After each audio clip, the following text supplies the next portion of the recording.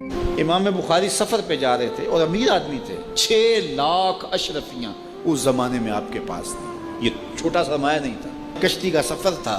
کسی شخص نے دیکھا کہ ان کے پاس 6 لاکھ اشرفیاں ہیں، اس نے سوچا عالمانہ وضع قطع ہے تو یہ اتنی اشرفیاں تو کسی تاجر کے پاس ہونی چاہیے، تو یہ ایک عالم کے پاس اتنی اشرفیاں ہیں۔ اس نے کہا کہ چلو ایک طریقہ ہاتھ آ گیا، میں ذرا کوئی ہیلا کرتا ہوں اور یہ پیسے میں خود حاصل کر لوں۔ تو اس نے شور مچا دیا کہ میری 6 لاکھ اشرفیاں چوری ہو گئی۔ تو جب تلاشی شروع ہوئی تو امام بخاری کی تلاشی لی گئی تو ایک اشرفی بھی نہیں نکلی۔ وہ بھی بڑا پریشان تھا کہ اشرفیاں میں نے ان کے پاس دیکھی ہیں، گئی کدھر؟ خیر جب جہاز چلنے لگا تو آہستہ آہستہ امام صاحب کے قریب ہو گیا، امام بخاری سے پوچھنے لگا حضرت اشرفیاں تو تھیں آپ کے پاس؟